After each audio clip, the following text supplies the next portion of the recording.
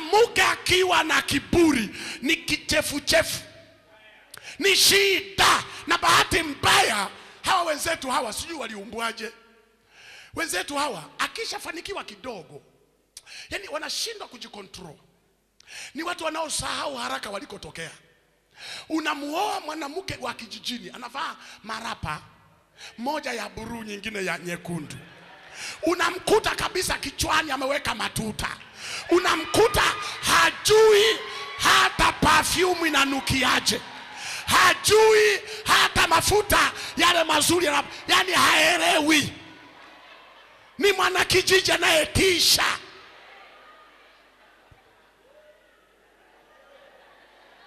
Lakini unamwangalia, unasema huyu ni maisha tu yamempiga. Nikimcheki ni wife material. Nikileta huyu mjini, huyu akapelekwa saruni, akapewa perfume, akapewa rosheni, akapigwa pamba, mafuta ya kueleweka. Mbona hii ngozi tatakata hii? Mbona hiyo atakaa sawa? Unampelekea kopo la perfume, anasema hii nayo ni soda. Unamwambia pana, hii ni perfume, hii sio soda. Unamuonyesha jinsi ya kutumia. Wewe unapuliza hivi, inatoa mvuke. Huo unaonukia huo ndio inaokwenda hivi. Unasema ngoja nimletee na kasabuni kazuri. Anasema hii biskuti. Hii sio biskuti, ni sabuni. Ni sabuni ya dukani.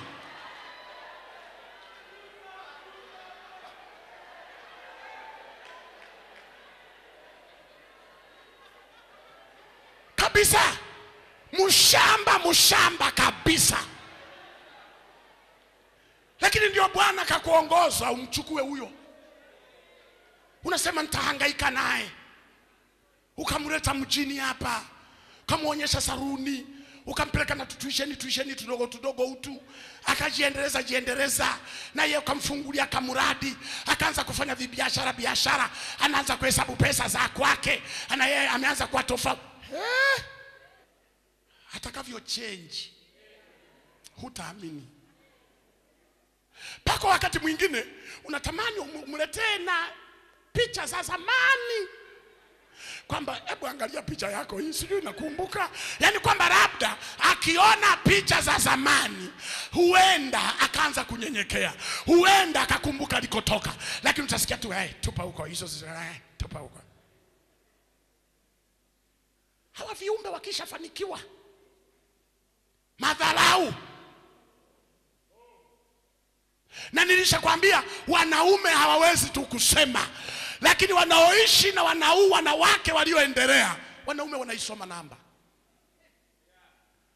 Ndio maana angalia wanawake wote waliofanikiwa, ndoa zinawasumbua. Lazima mwanamke, lazima mwanaume. Mimi sikatai. Kweli wanaume wanatakiwa wabadilishe vichwa. Lakini muelewe hawa walikuwa na window za zamani. Ndio tunasave sasa window mpya. Usitarajie mabadiliko ya ghafla. Subiria, hivi ndio tunasave. Computer na save pole. Ukikanyaga waya utazima umeme, na hiyo nani ndio hatutasave. Wewe tupe nafasi tubadilishe kichwa cha mume wako pole.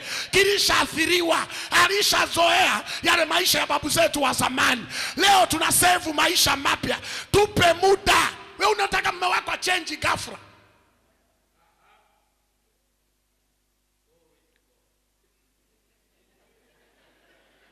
Wa mama, yani msisahau mlikotokea. Kiburi hakifai. Mnafika mahali yani ni shida. Ndio maana hata wengine wameacha majukumu yao ya nyumbani. Wameacha kabisa. Kisha paka amehama kutoka kuolewa na mume, ameolewa na hera, ameolewa na kazi, ameolewa na angels, ameolewa si na nini. Mume wake katupwa huko. Hana nafasi tena. Nguvu kubwa anatumia kazini. Akifika nyumbani yuko hoi, asiguswe, asisumbuliwe. Usinisumbue, nimechoka. Aliyekuchoka nani? Mimi. Aliyekuchosha huyo nani? Wakati wewe ni kiumbe cha mtu. Kwa nini ukubakiza energy kidogo, energy kwa ajili ya mwenzako? Wewe ulimaliza zote kwenye huko. Unakuja hapo umechoka, unakalia mgongo.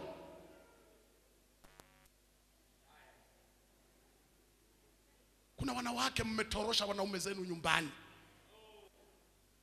Mwanaume unamfahamu kabisa network yake ni shida. Ukivuruga kidogo inaungua fuse, inaungua vitu gani. Ndio unashangaa sasa anaanza kusachi, anaenda mwisho anakamata mtandao mwingine kabisa ambao sio wa kwake. Kwa sababu gani? Ulivuruga network yake ya Safaricom. Sasa kakamata Airtel. Anasachi data kupitia Airtel wakati yeye ni Safaricom.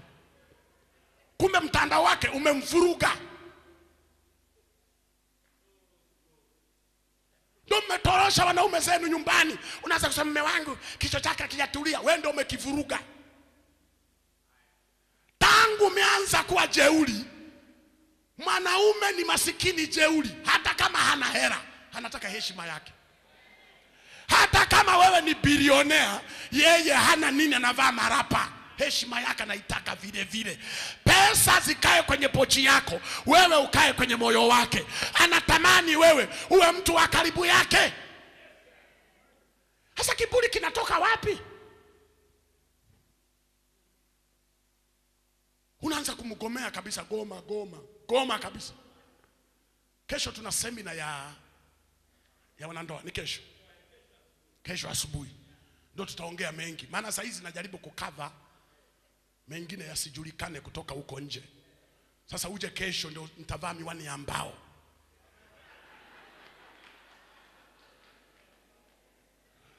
Sasa kwa faida ya wale ambao hawaji kwenye semina, ndio maana naongea haya. Kwa sababu najua wengine kesho hamtokei. Halafu ndio wenye matatizo. Kwa unapomfanyia kiburi mume wako, usifike unamkomoa. Mwanaume hajawahi kukomolewa. Kwa taarifa yako. Kama kanisa la Deliverance litamnyima meza ya Bwana, atatafuta tukanisa tuingine huko. Kuna tukanisa hatuulizi meza, umebatizwa, hujabatizwa, wewe ni Mkristo, sio Mkristo. Ukiingia kwenye kale kanisa, kana kushirikisha meza ya Bwana na mikate na kila kitu. Paka mwisho nasema haya ndio makanisa. Haya yakina kokonyo yana mashariti, yana nini. Mimi nahamia kwenye hako kanisa. Unamunyima mume wako wakati tukanisa tuko twingi. Tunatafuta washirika.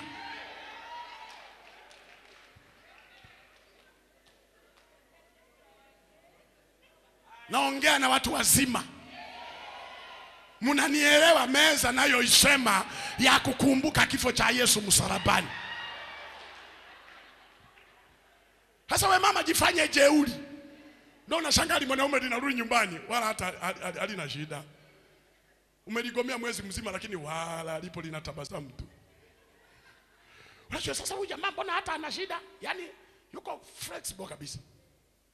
Kuna kanisa.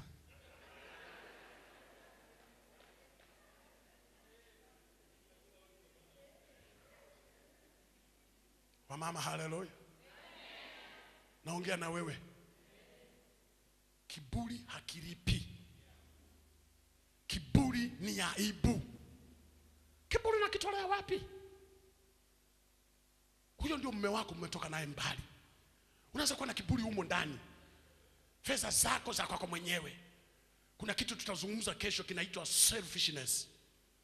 Yaani kuna watu ambao ni binafsi. Yaani mama kwa kuwa na hela yeye, anajipamba yeye.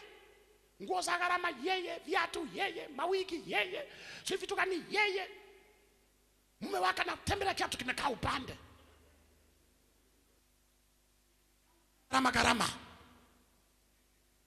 Piga pamba huyo mume wako, ndio wako, ndio Mungu aliyekupa. Saa nyingine unaanza kutamani wengine kule mjini. Hakuna walichomzidi mumeo, ni pamba tu. Peka. Piga pamba mpaka watu wafikirie huyu ni waziri aliyefukuzwa. Piga tungua tuzuri mpaka watu waseme baba, unataka kutangaza nia mwaka huu? Unataka kugombea useneta au unataka kugombea kitu gani? Mume wako mpambe wewe. Lakini kiburi sijui mnakitoaga wapi wanawake wengi.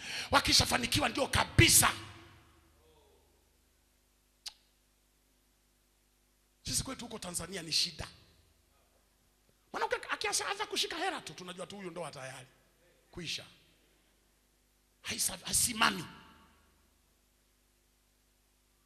Hebu mfanye fika mahali, fanya mume wako afurahie kukupata wewe. Watoto wako wafurahie kwamba huyu ni mama yetu. Sasa wewe unafika mahali unawatenga mpaka watoto. Watoto wako wewe unakuwa kama mashine ya kuzaa. Ukishazaa tu basi kitoto akigusu tena ni mfanyakazi wa ndani.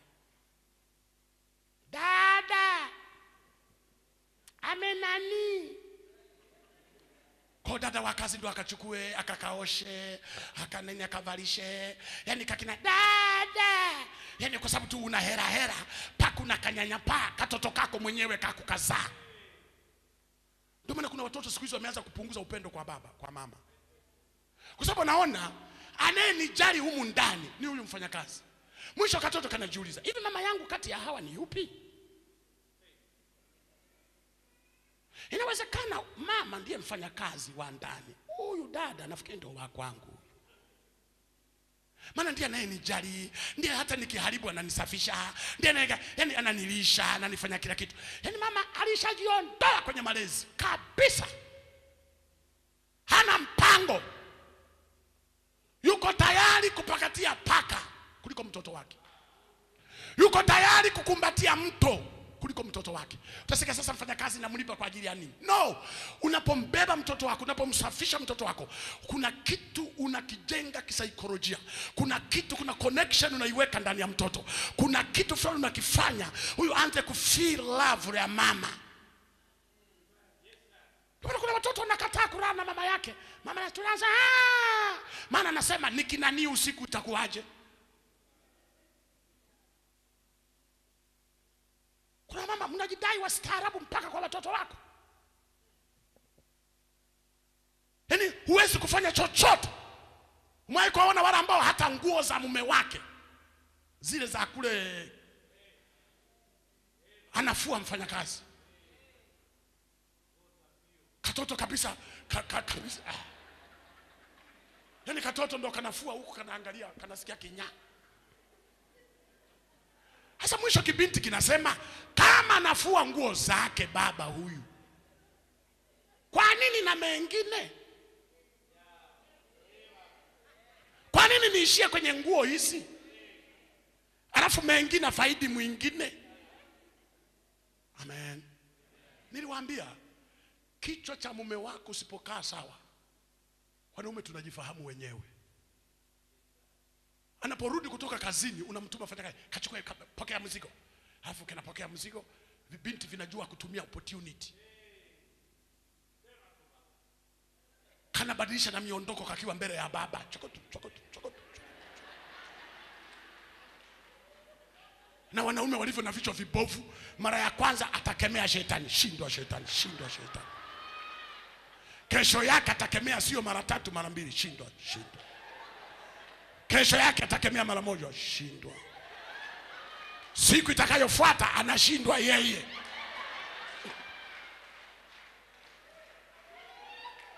Lakini fika mahali, mami, mind your gap. Usiache gap hapo, cover.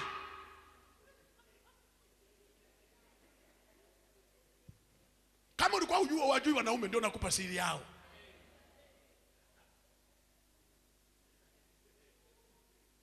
Kama umekaa na huyo mama, hebu muangalie ana mume huyo.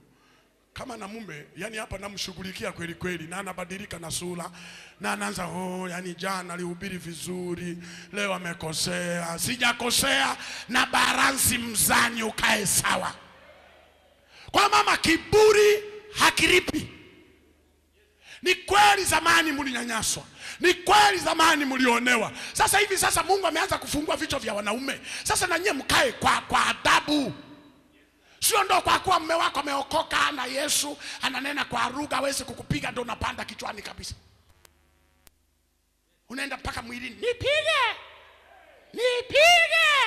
Unajua kabisa hawezi kunipiga, hawezi, ni ameokoka na nini. Ndugu, usiviamushe vilivyolala. Nakwambia siku zote kila mwanadamu ana ukuta wake. Utamsogeza atakuwa anasogea tu, nipige. Unamle anasogea, akishafika kwenye ukuta hana kwa kwenda. atakumbuka enzi zake. Nilishawahi kukwambia kuna watu elementi za zamani haziishi haraka.